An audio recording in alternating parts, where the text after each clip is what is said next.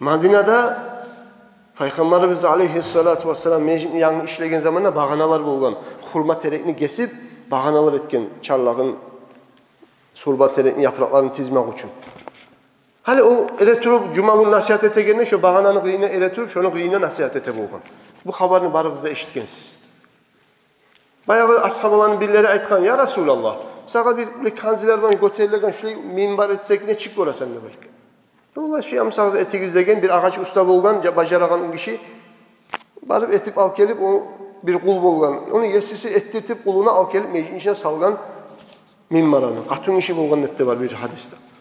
Bayağı artın neyi cuma gün Peygamber aleyhissalatu vesselam bağananın kıyından tayip 8 metre. Bunu da bu bağananın da arası 8 metre bolgan ne bayt. Bağanadan tayip gelip bunu ele turup halka nasihat etmeye başlayan cuma gün. Cuma gün nasihat etip duragan aralıkta meclisin içinde yok yerden bir zat gitçi yaş yileyenine gimik. Tüyanı bir balası yileyenine gimik. Bir yileyen tavuş çıkma başlayı meclisin içinde. Barda ashabalar tügülüp tolgan meclis ashabalar barda eşitken bunu. Lab toktaşkan hadislerin birisi.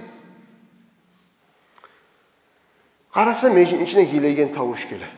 Barda iki yakka burulup kalay kaydan gelir şu tavuş. Karasa şu eli turgan alda Peygamber ozunuk riyinna sallallahu aleyhi ve sellem eli turup nasihat etip duragan bağana ahi deyip ile gitçi yaşayacak. Resulullah sallallahu aleyhi ve sellem cuma gününün nasihatın bölmege görsetmeyecek. Resulullah cuma gününün nasihatın hutbasını böldü de bayta. Bölüp hutbasından düşüp geldi de bağananın riyine. Bağananın riyine gelip Resulullah sallallahu aleyhi ve sellem sipay turup bağananı ilavu az bola turup ilavu toktadı da baydı.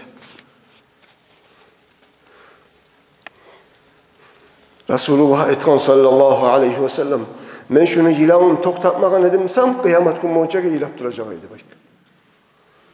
İlavunu toktatmagan edimsem kıyamet gün boyunca toktamayacağı ilap duracağıydı baydı.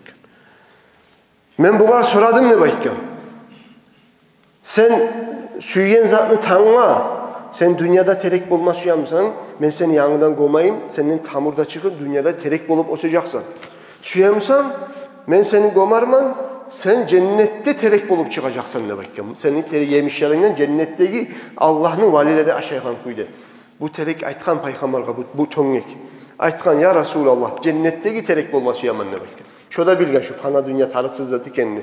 Pana dünyanı koyup gerçi artı bitmeyen ahiretini tanılagan terekte baydı. O zamanla şu meclisini Peygamber meclisine var ki cennetini bağı degen yer. Şunu kazı verip meclisin için şu tongekini alıp şununla bastırdı da bayta. Sen cennette terek bolup çıkacaksın ne bayta. Kardeşlerim, ozunuk riyinden 8 metre getkenine tayganına Peygamber götermegen terek.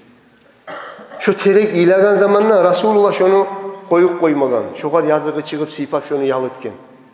Kıyamet gün ozugarda inanan, özünü görmeyi turup inanan, özünü görmeyi turup süygen, Peygamber bolganın egen haber bizge yetişip süygenmiz Peygamberini sallallahu aleyhi ve sellem. Biz kıyamet gün yilasak, biz tarlıkka düşsek, şu terekini koymagan Peygamber bizim koyacak mı? Bizim hayibizin etmeyi koyacak mı Resulullah sallallahu aleyhi ve sellem? Şeksiz kuyda koymayacak. Kıyamet günü bir kimdir? Resulullah. Birinci şefaat etegen kimdir? Resulullah sallallahu aleyhi ve sellem. Ve birinci cennetin kapısını kağagan Peygamber sallallahu aleyhi ve sellem. Cennetke birinci giregen Peygamber aleyhissalatu vesselam. Birinci cennetke giregen ümmet, müminler Peygamberin ümmeti sallallahu aleyhi ve sellem. Son girecek. Başka peygamberler peygamberden son, başka ümmetler girecek bizim ümmet girgeninden son. Cennet ahullar cennetin içinde 120 sıdıra olacaktı bayta. 120 sıdıra. Şu 120 sıdıranın 80 sıdırası Muhammed Peygamber'in ümmeti. 80 sıdıra. Cennet.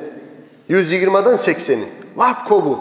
2 kabattan 3 paydan 2 payı Muhammed Peygamber'in ümmeti. Sallallahu aleyhi ve sellem. Kalgan bir payı balgan barda ümmetleri. 124 bin peygamber bulgan ki. Şu 124 bin peygamberin ümmeti kalgan 40. 80'i bizim ümmet.